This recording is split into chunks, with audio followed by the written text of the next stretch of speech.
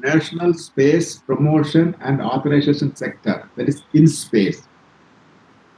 The space sector reforms in the Vikram Sarabhai's centenary year is of great symbolic value as it aims to widen the space industry base within the country. In addition, the New Space India Limited, a central PSU, has been empowered to carry out routine launches with industry realized PSLV and the satellite.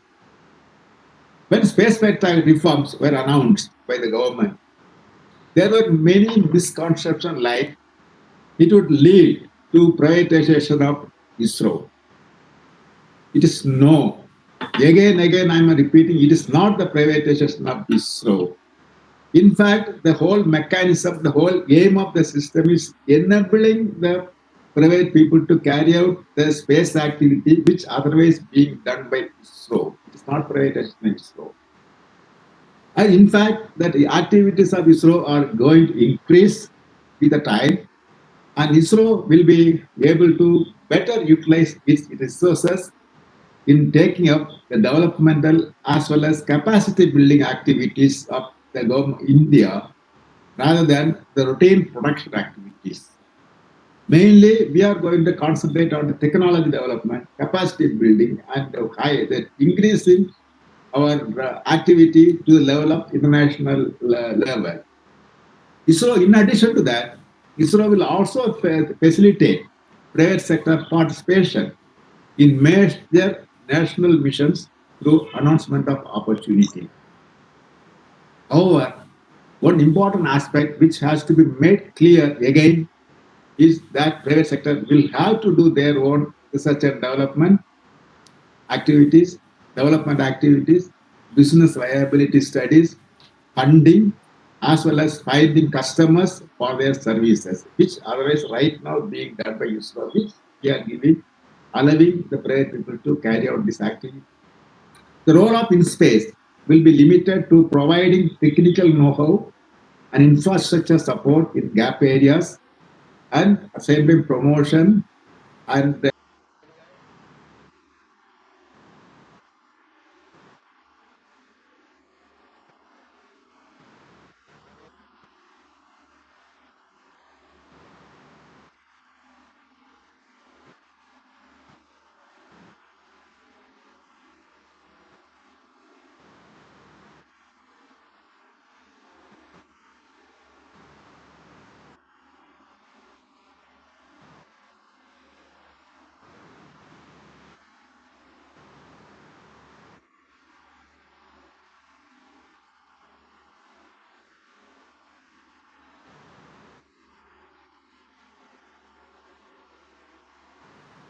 under that Atmanirbhar Bharat. And I am sure that this is going to continue and we are going to depend more and more on self-reliance. The capacity expansion in 4G services and introduction of 5G services will require large number of communication satellites to be launched in the immediate future. This could be a huge opportunity for ISRO, NSIL, and more importantly, for the private sector players. And I want not ISRO or NSIL, the private sector should get into this business. They have a lot of potential in this area. Launching small satellite is another area where there is a huge projected demand. I'm very happy that some of the startups are initiated this activity. They are interacting with us. I'm very happy that they are in very advanced stage and they are going to launch their launch vehicles very soon. With in-space mechanism in place, ISRO is gearing up to handhold as well as provide all possible support in terms of technology and infrastructure to ensure that your space endeavors succeed not only at national level but also at a global level. And I'm sure that academia, industry, as well as startup will make use of this opportunity in the right earnest and will contribute towards achieving self-reliance in the critical space sector technology.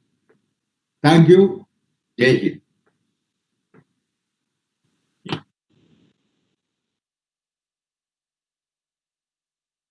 the whole gamut of today's discussion, you have very nicely encapsulated and told. So, with the permission of the dignitaries here, I will very quickly go through as a presentation on the reforms that has been put forward, detailing what Dr. Shivan has just now detailed. I will share the presentation now.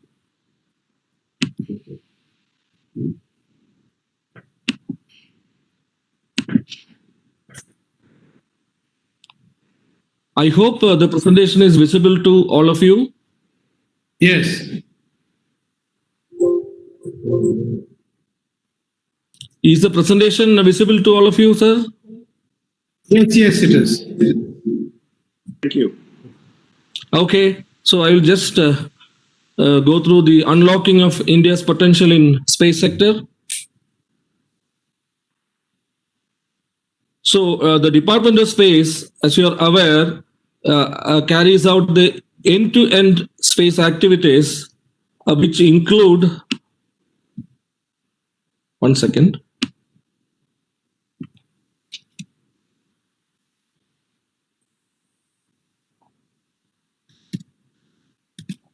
Yeah, which includes as the design, development, and realization of launch vehicles.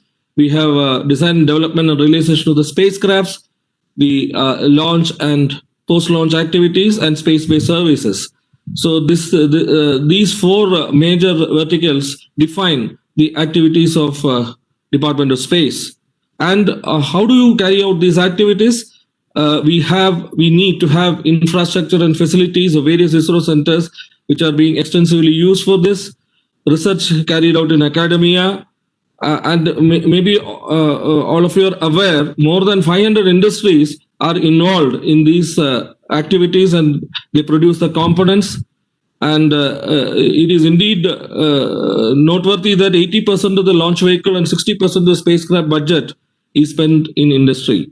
This message or this particular fact may not be known to many people. That's why we wanted to stress this point. And what is the kind of activities that is emerging in the space sector now? If you look at it, the space-based services and applications have grown in multitude, much more than that what we really envisaged, we really thought. They have spiraled, and the demands and the requirements are phenomenal. And this particular demand can be really made use of. They have a huge commercial potential. And the private sector, as on now, is engaging in space activities, and they are much eager now. We are getting a lot of inputs, a lot of discussions are coming, a lot of people are coming forward for making the launch vehicle, for making the satellites, and especially providing the space-based services. So definitely, it is a fact, and we very strongly believe that participation of the private sector in the end-to-end space activities is definitely a strategy to expand the space economy. And the major reform or the major announcement or the major decision that the government of India has recently done is the opening of the space sector, and a series of reforms have been suggested. And the government of India has approved the space sector reforms for the greater participation of the private sector in these activities. So what are these activities? The private sector is allowed now to carry out end-to-end space activities through suitable enabling mechanism. We have made announcement of opportunity to the industries to come forward with new technologies and new processes. And ISRO will definitely, as Secretary DO has told, will focus on development of new technologies and at the same time enabling the sharing of its facilities to the private sector. As we are aware, ISRO is having a huge infrastructure, and especially many of the facilities or the kind of test equipments that we have may not be available in the country, and it is always worthwhile to engage the private sector in utilizing these things, so that it is a win-win situation wherein the private sector also need not invest for in those infrastructure. And we also have Department of Space has New Space India Limited (NSIL), which is our public sector unit, to own operational launch vehicles, satellites, and services. I will at a later chart or later slide, I will dwell upon the New Space India Limited, the gamut and the requirements or the responsibilities of NSIL has been changed or added, augmented.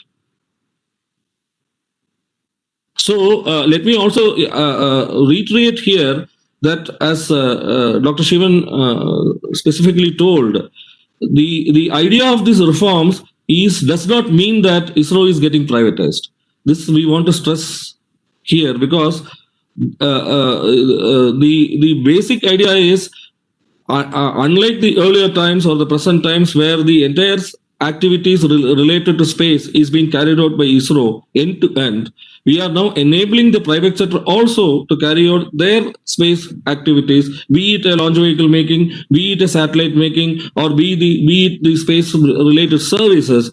The private enterprises are allowed to carry out their activities. And as I told earlier, for that we need a mechanism to enable them, to promote them, to handhold them, at the same time to regulate them. So that is a mechanism that we are introducing here, so that things will be much more easier and user-friendly for the private sector to carry out their operations. At the same time, it also should be noted that the primary purpose of this activity is also to see that the burden on the government is getting reduced, and the private sector is encouraged to invest more on such activities to carry out their space-based activities.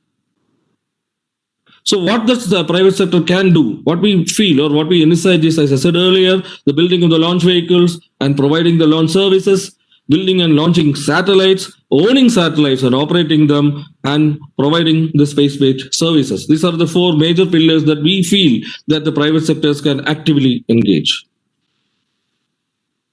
So what does the DOS will do? DOS will enable these private players to accomplish whatever I told earlier, the space activities. How do we do that? We have to promote and handhold these private players to enable them. And we can share our facilities, our expertise, our technology, our knowledge. And as the case may be, it can be free of cost or it may be at a reasonable cost, which can be worked out case by case.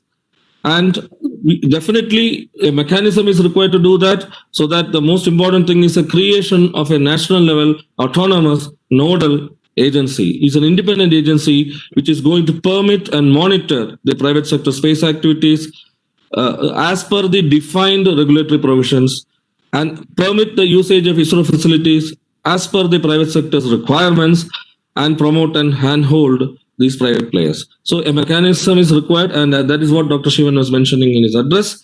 And for all these things, one of the primary requisites we feel is the enactment of the Space Activity Bill.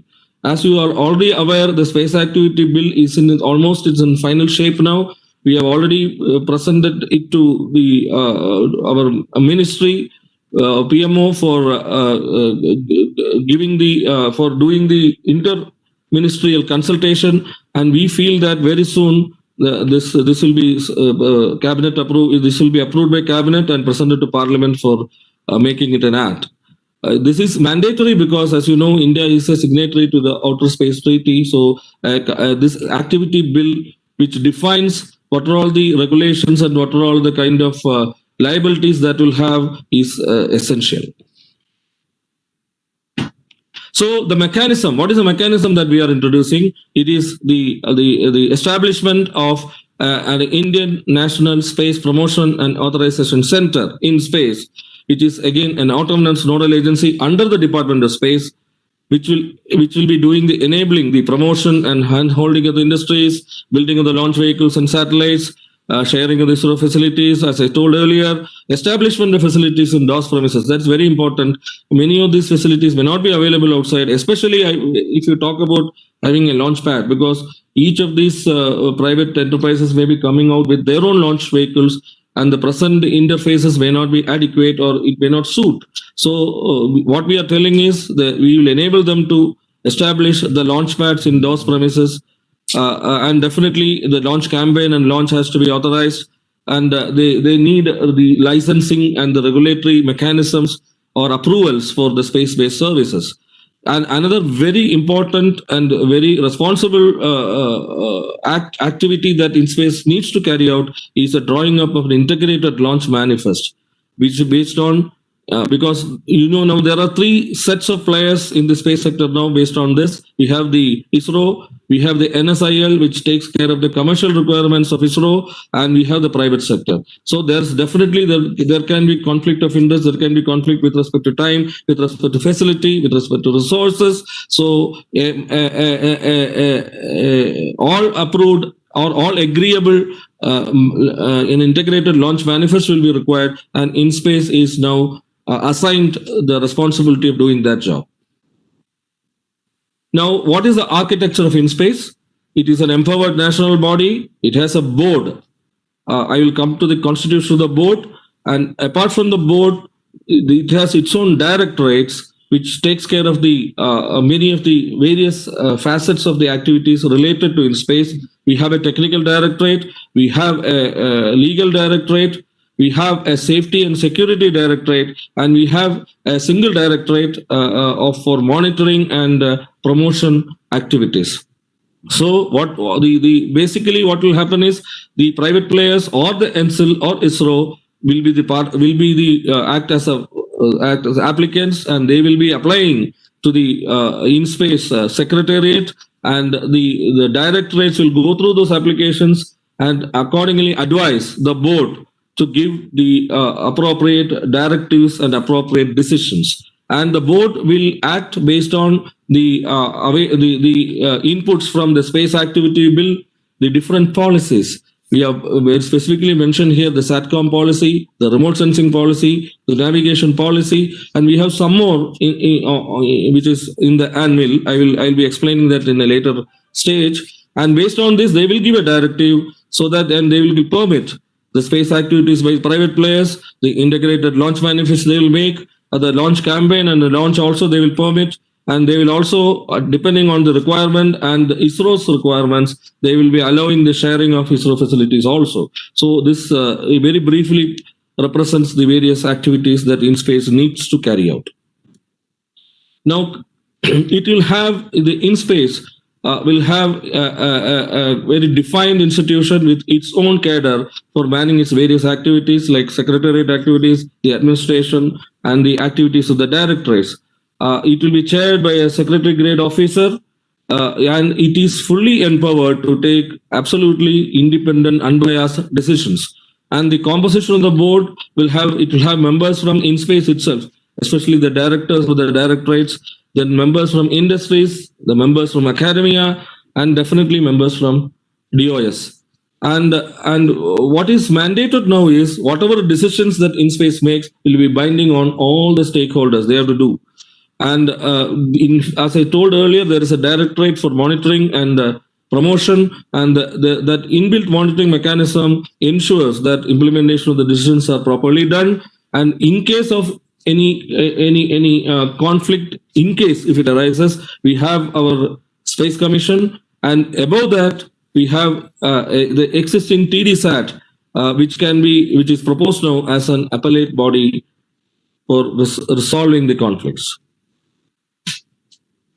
Now, again, coming to the composition of the InSpace, as I said, there will be a secretary grade person as chairman, and we have full-time members as part of InSpace. We'll have members from industry, academia, and from DOS. And the directorates, as I mentioned earlier, we have a technical directorate, safety and security directorate, legal directorate, and promotion and monitoring directorate. The promotion and monitoring directorate also have the responsibility to see that the quality, reliability are also maintained.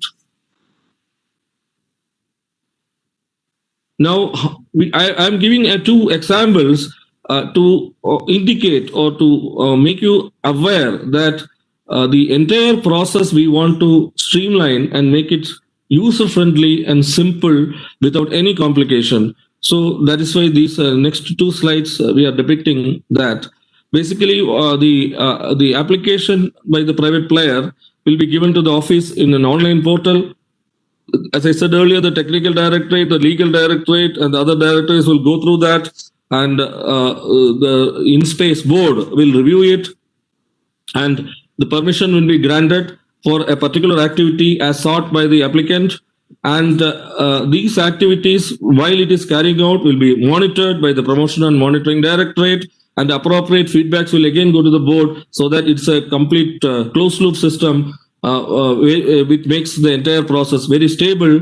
And we also have the provision to see that these activities are regularly apprised to the Space Commission. So this brings a very unambiguous and a transparent procedure to all. And as I said earlier, we have provisions for resolution of disputes, if at all anything is coming.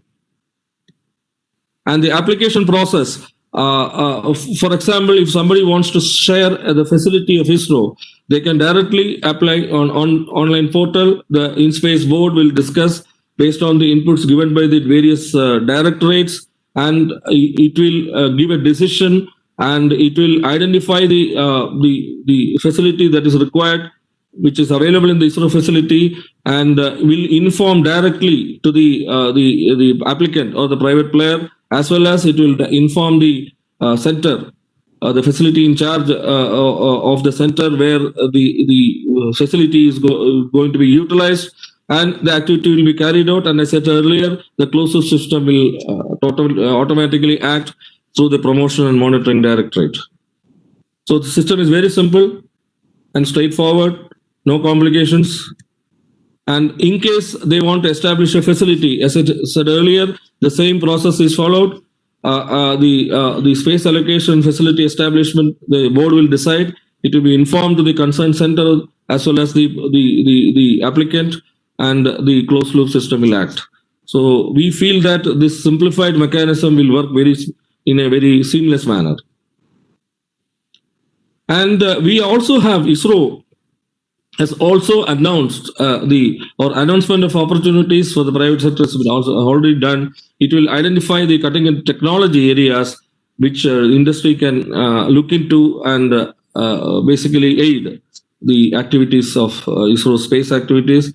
And we also plan to give opportunities in selected science and exploration missions to the industry, and definitely technology spin-offs will be offered for a mass production. What we are trying to say is that the technology that we are using for space can be modified for commercial use, and that product, the modified product from the space technology, can be mass produced for the public use. So that will be a huge benefit to the country. Now, as a part of this, or a starting of this, we have already announced the opportunities for the Human in Space Flight program, and the last date is 31st August 2020. All the details are given in ISRO website, wherein various phases or various activities related to the space flight program has been announced. For example, like debris management and mitigation, space bioengineering, radiation hazards characterization, thermal protection system, etc. So a gamut of activities are identified, and we already have a very good response, and we feel that this will be a huge, this will make a huge impact in the whole of Indian academia and the students as well as the industry. And now let me come back to ENSIL. As I told earlier, ENSIL is the PSU of ISRO, which is earlier the mandate exclusively like the production of PSLV and our SSLV, small satellite launch vehicle production through the Indian industry. Then, of course, providing the launch services for customer satellites and space-based services and technology transfer to Indian industry. These were the scope of ENSIL, and the basic idea was that the commercial exploitation of ISRO space products and services should be focused, and Indian industry's growth also should be encouraged. Now, the total mandate has been enhanced. Now, ENSIL is mandated to own the satellites and providing space services on commercial basis. This is a quantum change or quantum jump, I would say. And it is also mandated to build satellites and launch them as per the demand. As I said earlier, the whole process has been changed to a demand-driven from supply driven. That is a huge strategic change, I would say. The NCL also has mandated to provide launch services for customer satellites. It is mandated to build launch vehicles, not only PSLV, but SSLV, GSLV Mark III, and the future launches that ISRO is going to further make. And it also should enable satellite building through Indian industry. And as I said, that remains. Technology transfer to industry is still there. And so that the scope has changed, it is becoming highly complex and capital intensive activities. The performing the operational missions of ISRO is a huge responsibility, and it also involves owning the satellites and space-based assets. So NCL ultimately will act as a satellite operator itself. So this is a huge change, and NCL is actively gearing up for taking up this responsibility and carrying it out.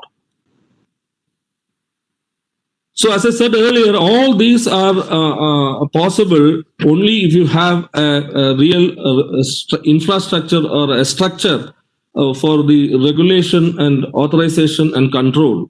So the space activity bill is a mandatory for this, but definitely it is not, the space activity bill will not be a real prerequisite for carrying out the initial activities of these end-to-end space activities that private industries can start now itself.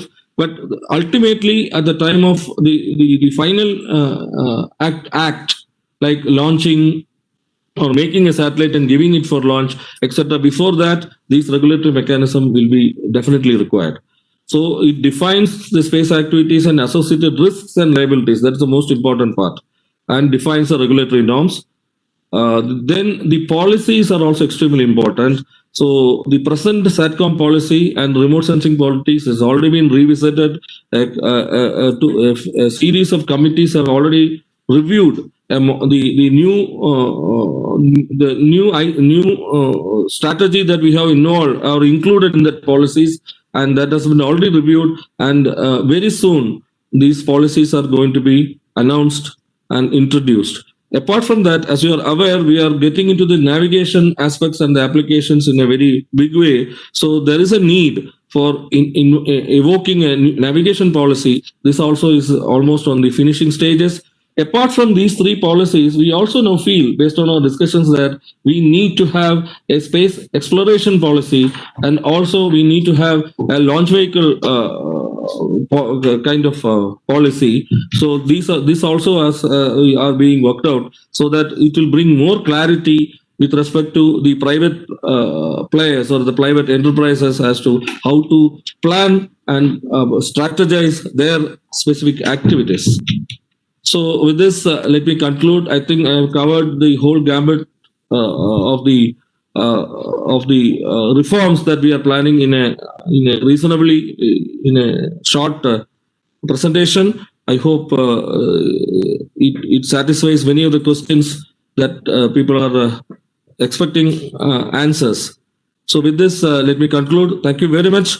And now let us get into the phase of getting the valuable suggestions, inputs, and thought processes of our dignitaries. So let me first welcome Professor Vijay Raghavan, the Principal Scientific Advisor to Prime Minister. Professor Vijay Raghavan is I don't have to give any introduction to Professor Vijay Raghavan. As far as we are concerned, we feel that he is part and parcel of Department of Space and ISRO. He is one among us. At the same time, let me also say that you also know that the important roles. It is a multifaceted role, as Chairman was rightly saying. He is fully involved in the space reforms and activities. He is fully involved in the generation of vaccine. So you see the kind of the broad spectrum that Vijay Raghavan sir is getting engaged.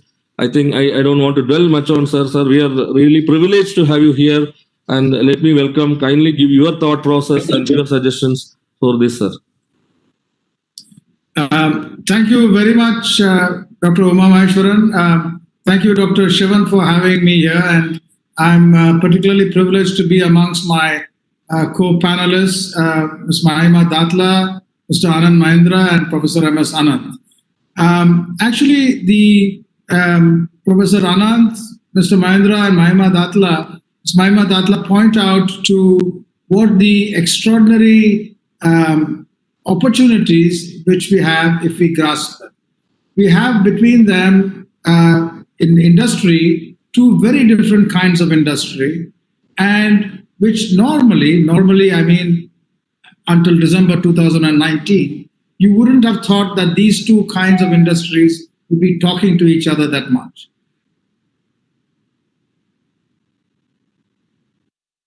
That Professor Anand would be talking to these two kinds of industries on a literally minute to minute or a day to day basis. While there would be all sorts of collaborations, our principal jobs in various sectors, the presence of siloed mentality and how we could break them and get people to work together. Then, very sort of as a bolt from the blue, even though it was expected, the pandemic struck. And it is remarkable to see how academia and industry of all kinds work together to address problems. The vaccine industry and the manufacturing industry, those making PPEs, those making ventilators, our academic institutions, our mathematicians, people who were never connected with disease biology, all of them came together with speed.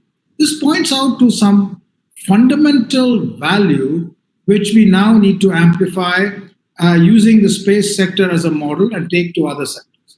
What is that fundamental value?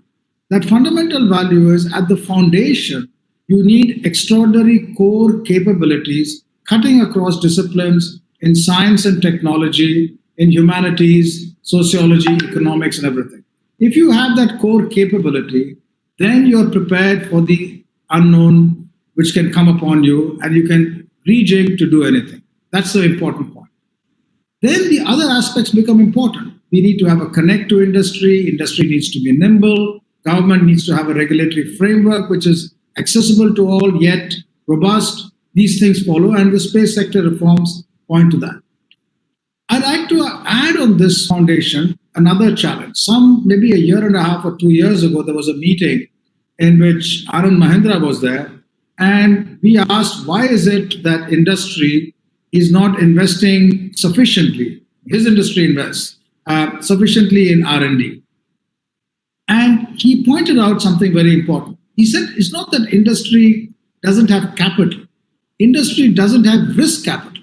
If you look at the kinds of resources which big companies all over the world put into R&D, each company puts in more than the funds of the entire US National Science Foundation in their R&D. If Indian industry is to be competitive in that situation, risk needs to be mitigated. Now, the solution to that risk comes from people in environments such as Professor Anand, because those environments, our research institutions, our universities, the best amongst them, have extraordinary talent, very well trained, and IIT Madras is a particular example of that. But also there are extraordinary resources, material resources available. So this combination of talent and material resources, when partnering with industry, is to be mitigated. And for every 10 rupees of industry's investment, there's about 90 rupees of investment in kind, which an academic environment can bring in terms of talented people, not only in one location, but across locations in India, that talent is there, and across the world. So this partnership between industry and academia on risk mitigation is something which can be done, whether it is in manufacturing, in AI, or in vaccines and so on. And indeed, it's happening. Mahima today is partnering with groups in the Indian Institute of Science to develop vaccines. Indian vaccine manufacturers were well known for their manufacturing. But today they're grasping opportunities in early stage development and research in a manner like never before.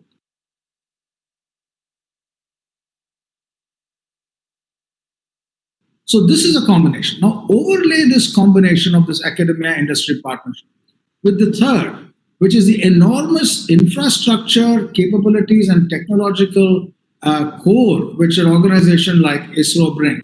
And I know we're moving from a set of fields to what apparently is a narrower field of space alone.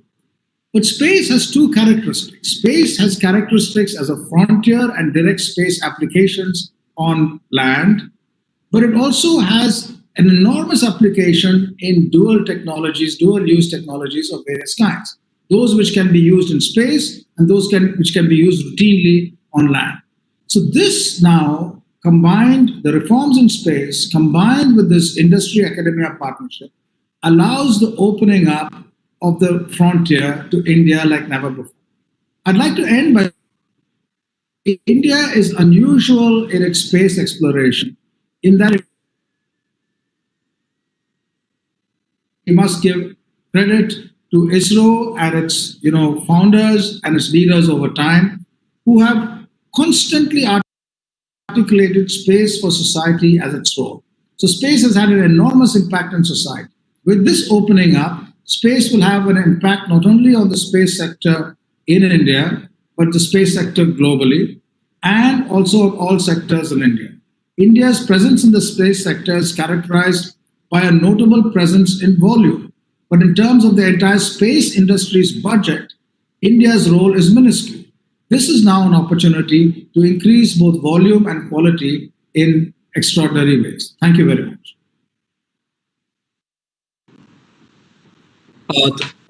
Thank you, Professor Vijayagan sir, for a very valuable, very short, very concise, but loaded with suggestions and meanings. Thank you very much, sir. So I think now let us move on to Sri Patma Bhushan Anand Gopal Mahindra group, who always advocates change the rules.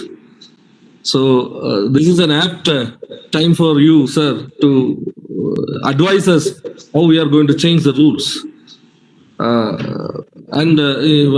Most of you may be already aware, the Frontline magazine, the Fortune magazine, had included Mr. Mahindra as part of the world 50 greatest leaders.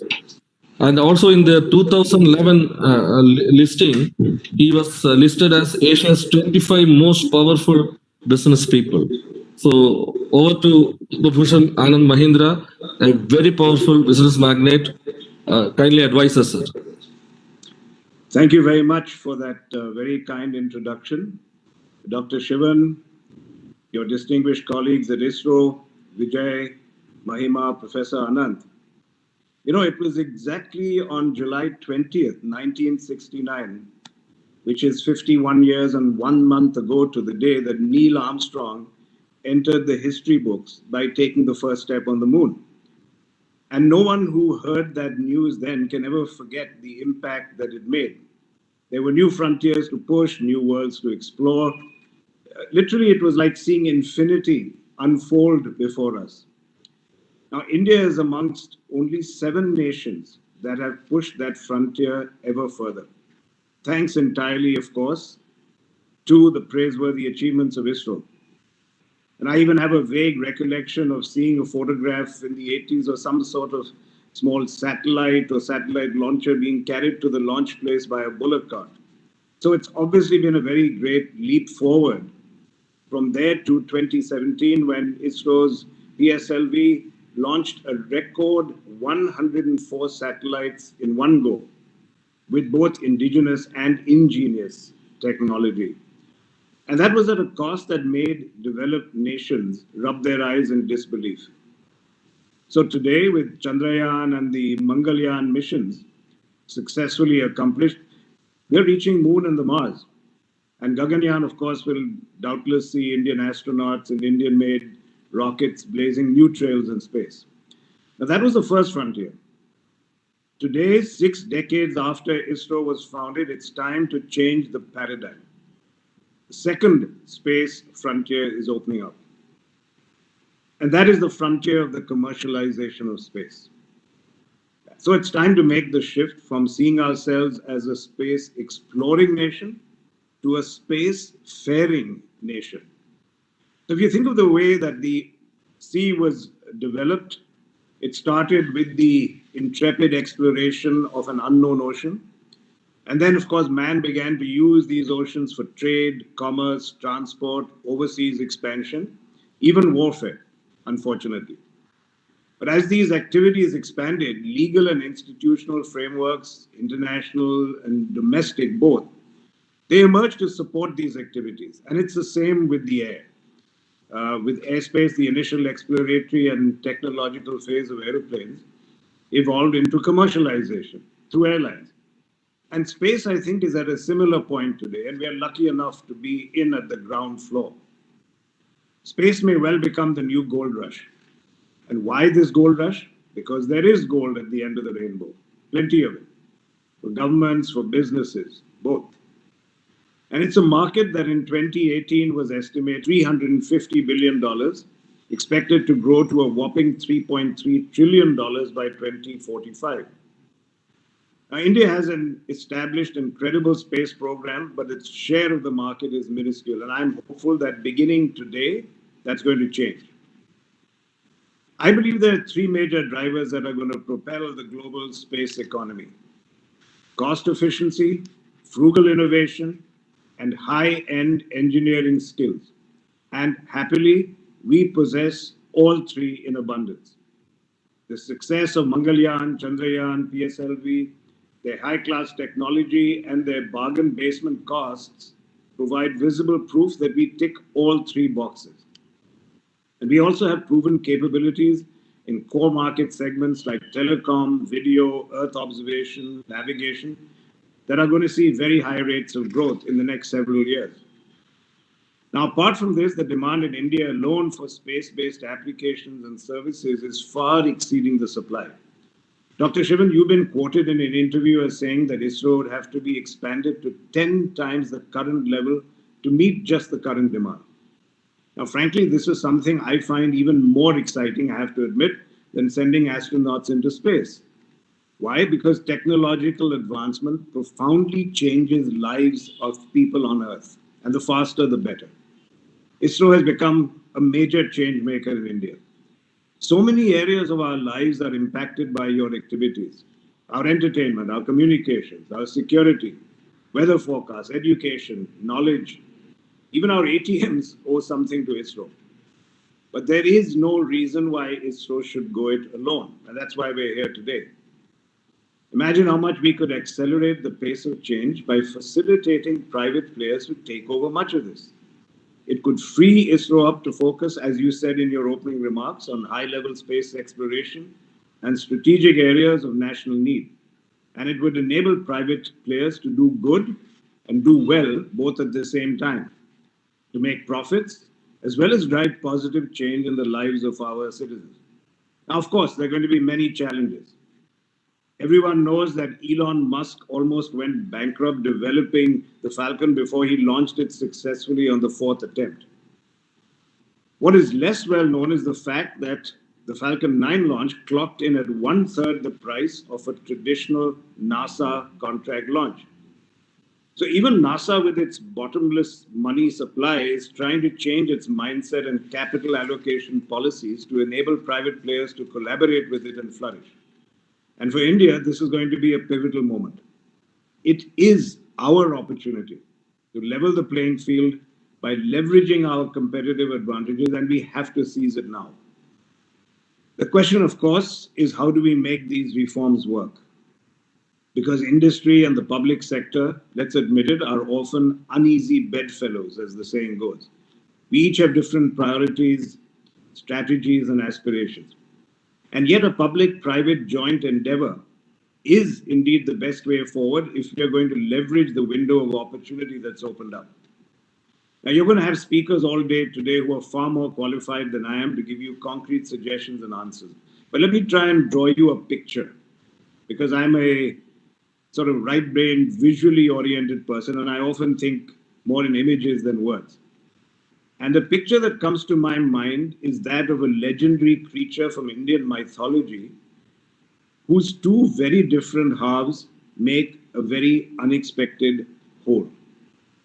And I'm thinking of Vishnu in his avatar as Narasimha, half man, half lion.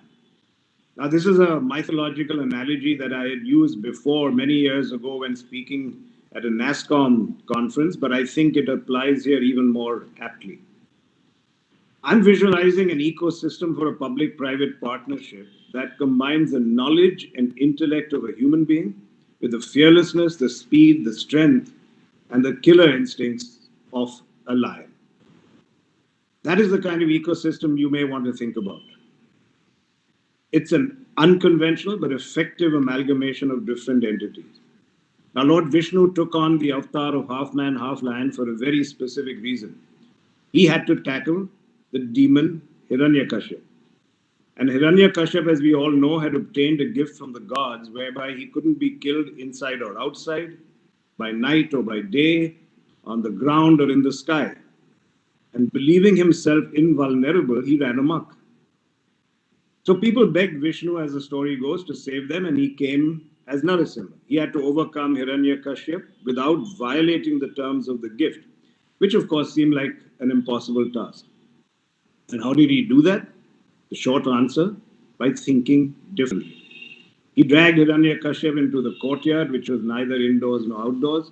He did this at twilight, which was neither night or day. And he conquered the demon by breaking him across his knee, which was neither earth nor sky.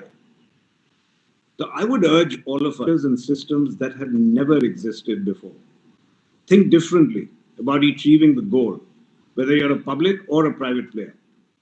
Think of what support you might require from the law, from financial institutions, from regulators, from academia to make these structures work. Think of what incentives and rights need to be given and how they are to be protected. And let's make it part of our work to think about how to produce the next generation of problem solvers like Narasimha. Let's think beyond existing paradigms, and I think the answers will emerge. The ultimate goal is to create a catalyst for space entrepreneurship. So in conclusion, today's meeting is a seminal one. The first step towards becoming a space-faring nation, as I said. So let me end with a story that encapsulates my hopes for our Indian equivalent of the Starship Enterprise. Up to 2014, NASA had relied heavily on Russian rockets to get their astronauts to international space stations. And in 2014, sanctions were imposed on Russia that affected the Russian space industry. And the then Russian Deputy Prime Minister Rogozin apparently suggested sarcastically that without Russian help, the US would have to use trampolines to bring their astronauts to the International Space Station. And then let's fast forward to May 2020, when Elon Musk's spacecraft Endeavour became the first ever crewed orbital flight operated by a commercial provider to be launched from the US. Elon Musk famously tweeted, "Rogozin, the trampoline is working." In our case too, ladies and gentlemen, I hope we will succeed in building a trampoline that will literally take us to the stars. Thank you very much.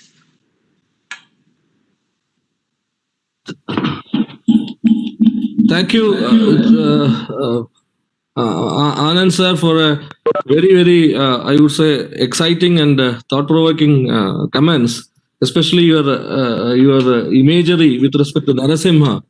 I like to add also here that he used his claws to kill him, which is not a conventional weapon. So it is very apt that you have told this, so that we need to have claws now in this. Thank you very much, sir. We'll come back again. Now let us move on to Srimati Mahima Datla. Madam is the Managing Director of Biological E Limited.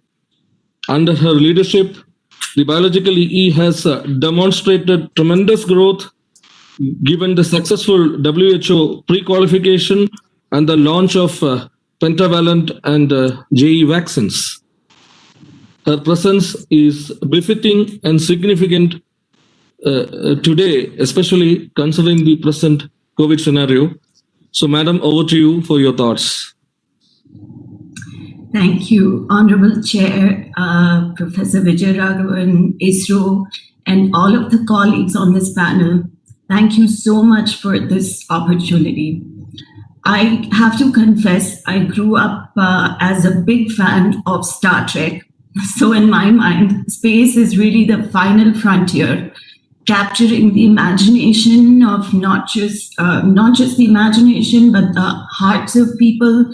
And it really is a demonstration of bringing the best of human endeavor to fulfill and meet our aspirations.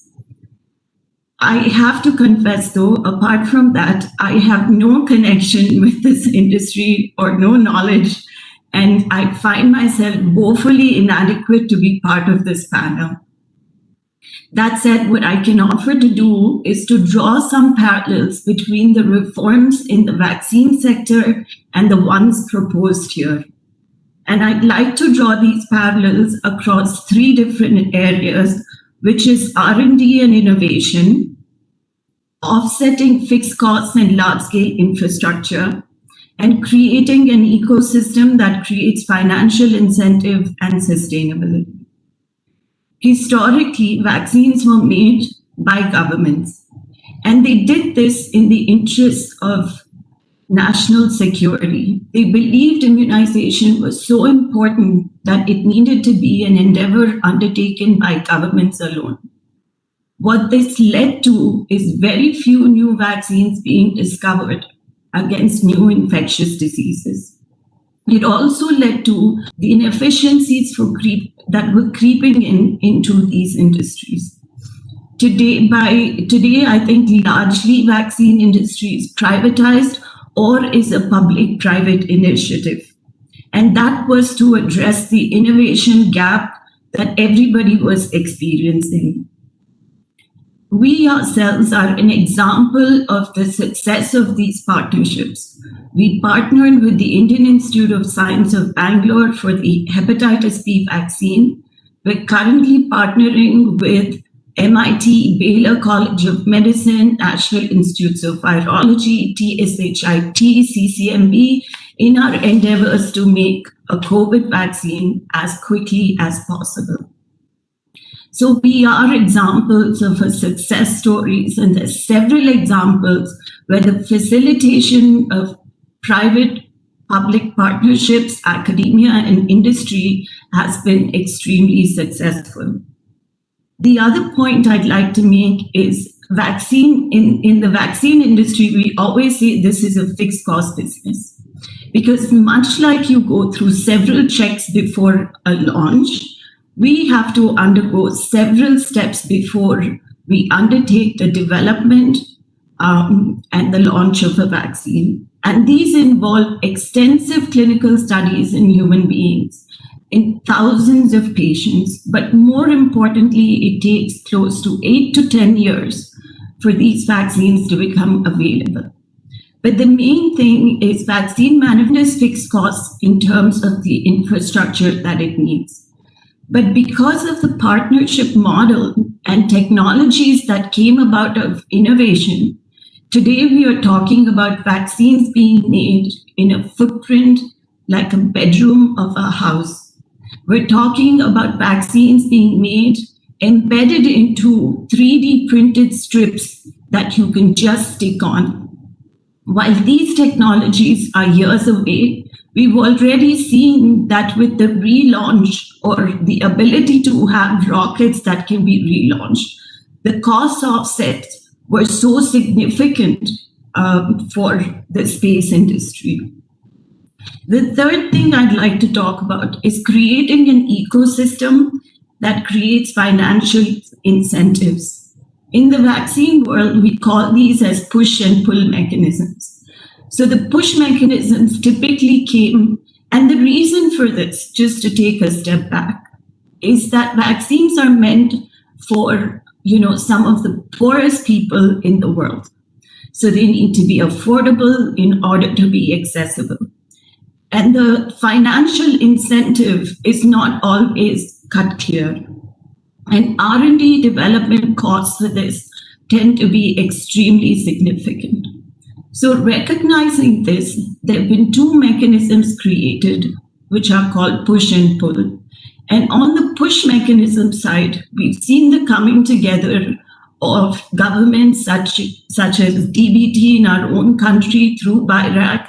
We've seen the Gates Foundation being heavily invested in this kind of work. But we've also seen pull mechanisms where demand generation for vaccines and early adoption was done through an organization called Gavi, which is the Global Alliance for Vaccines and Immunization. So, in this context, too, it's important that the financial incentives be created and the right ecosystem be created for this to be sustainable and for us to achieve a dream of being a huge player as part of that 3.3 trillion industry. In conclusion,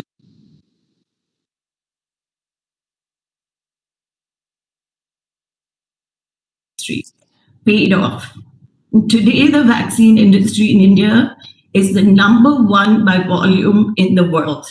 I don't know too many industries that have the luxury of, have the luxury of claiming that.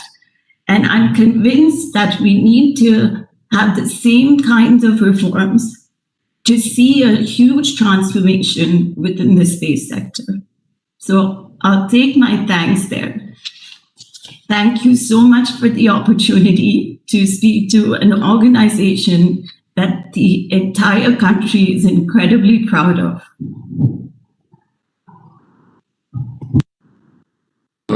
Madam Mahima, you for your very thought-provoking speech, you have addressed some three specific things, including the cost effectiveness and the private-public partnership. You have stressed on that. Thank you very much. We'll come back in the later discussion session.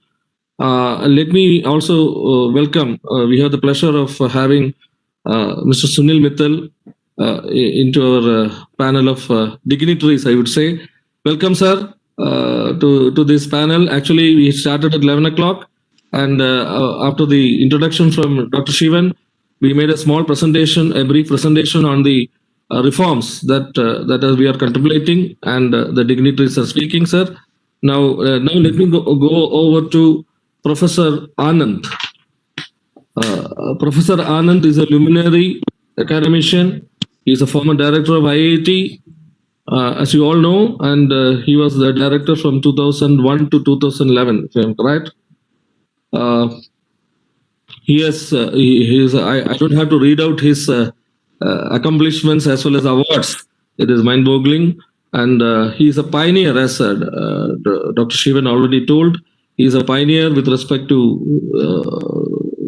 the online education, as well as the one of the first to start with the concept of startups and incubation in IIT Chennai.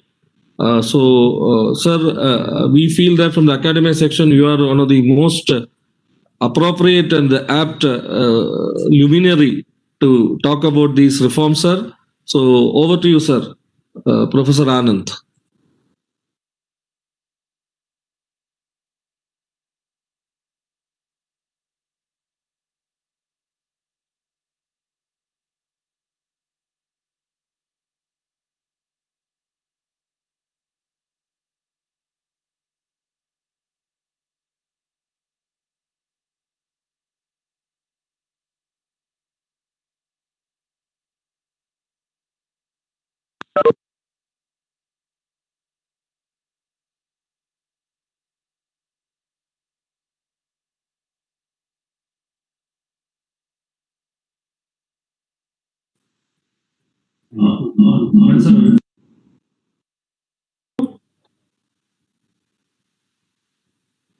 Required, you can mask video and audio.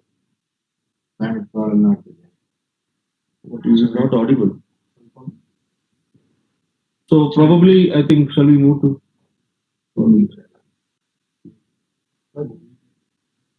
Pardon? Huh?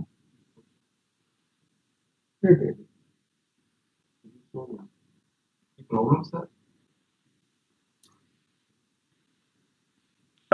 Okay. We'll go ahead with the Zoom people so we can just try to join immediately after. So what is the problem? Yeah, you play. Okay, so just continue and then. Yeah. I think Professor Anand is. Yeah. Hold on. I think Professor Anant is trying to join. There's some bandwidth issue. He'll come soon.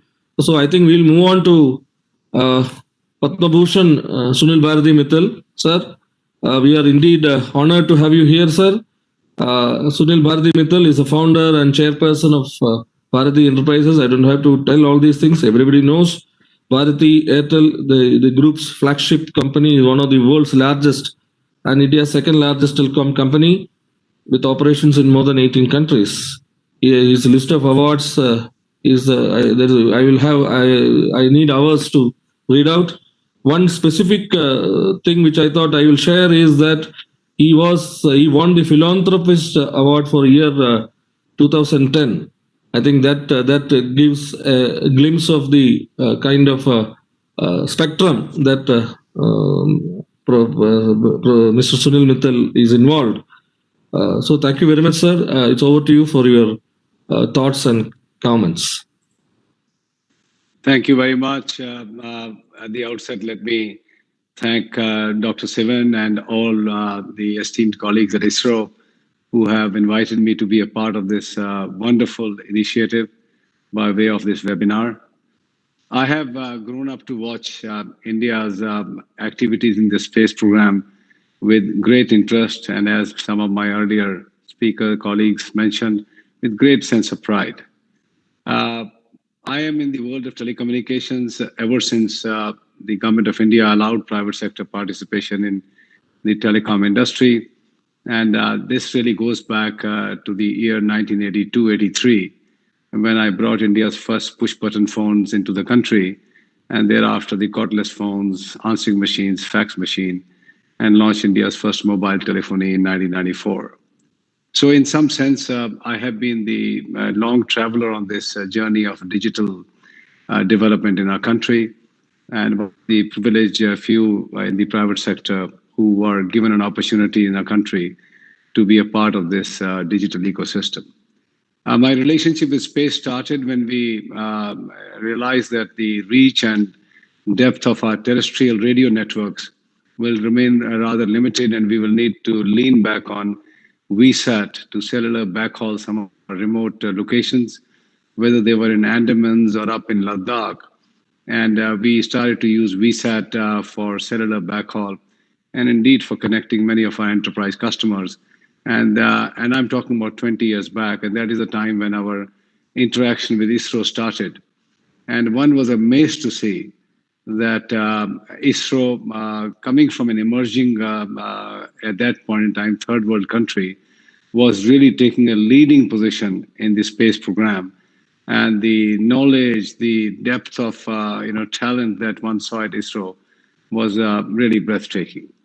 And I am really very proud to share with all of you that about 2.5 months back, when I was at 10 Downing Street to finalize the bid for OneWeb LEO satellite constellation, which the British government was trying to acquire out of bankruptcy, and we were deciding whether to bid for it or not.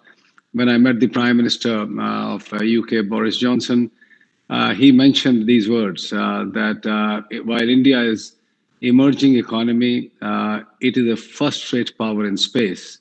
And it's our ambition in the UK to catch up to that level of prowess in the space program. As you can imagine, my chest was filled with pride that here I'm talking to a first world, one of the leading 4-5 economies of the world, who are looking at India to take inspiration for their space program. So, Dr. Sivan, to you, to all your predecessors, and all those people who make the magic at ISRO, my very big compliments and congratulations to all of you.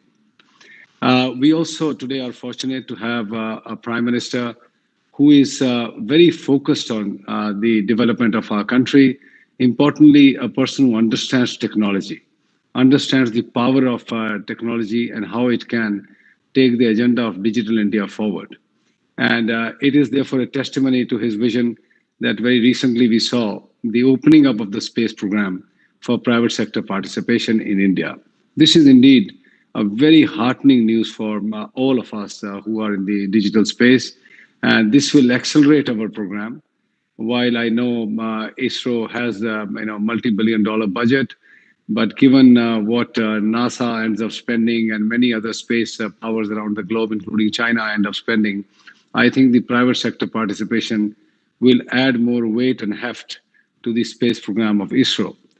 I cannot imagine any one of us operating outside the overall guidance and ambit of ISRO. Most of us will lean on the talent that has come out of ISRO over the last decades. I've already had the pleasure of having a very deep interaction with Dr. Sivan and his senior colleagues. But equally, I have now, started to speak to many of the ex-ISRO people because that is truly the bedrock of our nation's, repository of wisdom and talent in the area of space. It's also a matter of great pride for all of us that it's not only that we manufacture our own satellites and many components that go into it,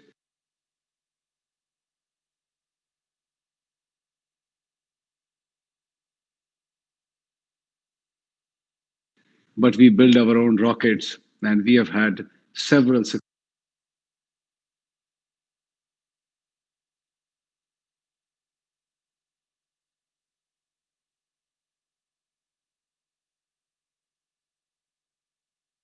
successful launches over the last decade. The INSAT program is hailed across the globe, and the payload factors that we have had on our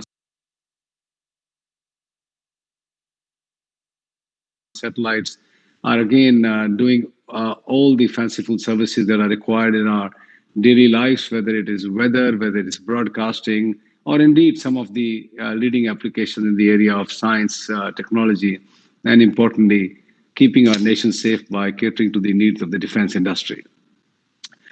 As it go forward, while India has now launched its policy on participation of private sector in the space program, my submission would be that we should build light touch policies, but very strong policies in terms of security of a nation, foreign policy, and some of these guidelines need to be laid out very clearly so that the private sector participants know as to how we can operate in the overall policy framework for the benefit of our nation.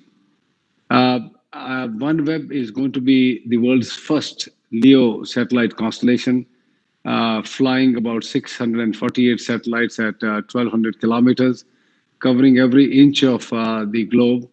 And it is a deep desire that, along with our support and cooperation from ISRO, we get our landing stations for landing rights for India, putting up 2 or 3 ground stations in north, south, and probably western part of India, and start to deliver these services in the early part of 22, once the entire constellation is going to be up.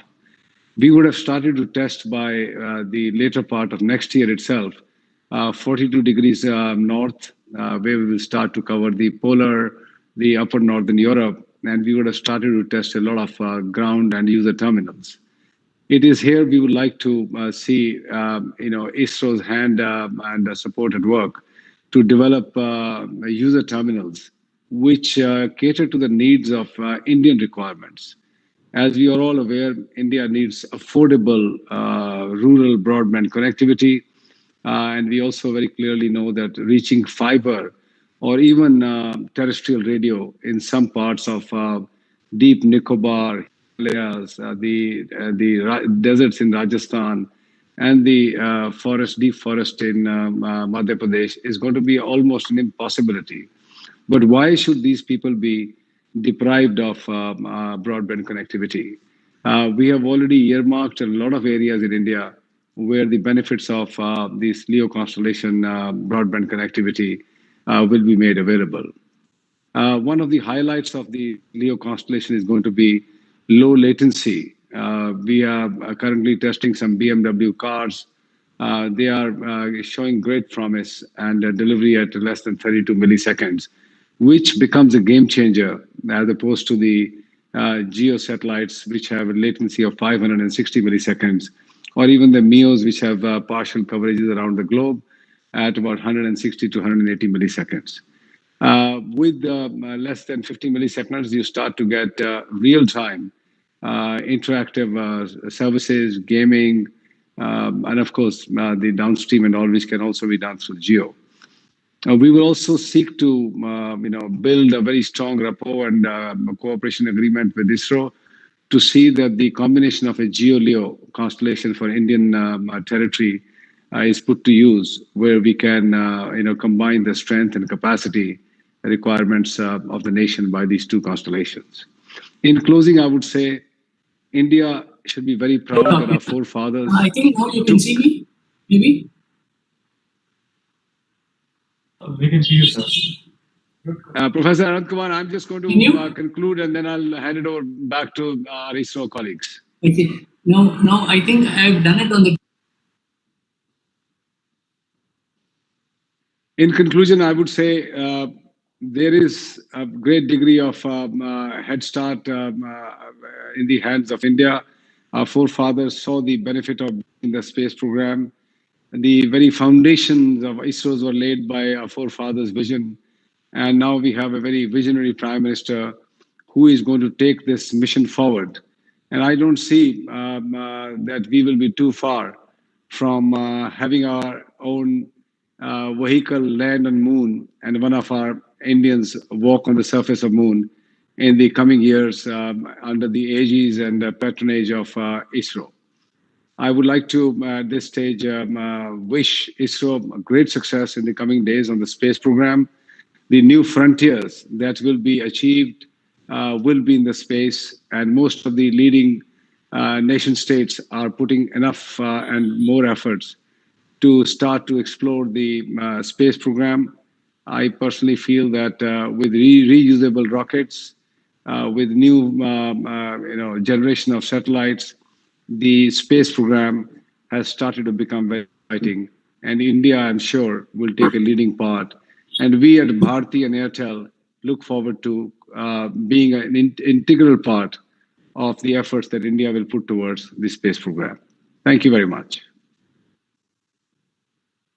Thank you, Sunil Mitra sir, for a very, very comprehensive and thought-provoking input, sir.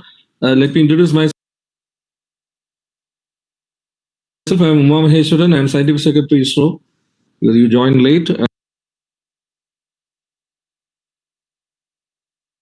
Let me thank you for very specifically your, first of all, let us congratulate you once again for the fantastic achievement that you are going to plan with this OneWeb. It's very, very exciting. And already, as we have already started interacting with each other with respect to how to go forward in this endeavor. So we are also pretty excited with this endeavor, sir. So, and you have also touched upon the policies, which is, as we discussed earlier, also is extremely important. It should be like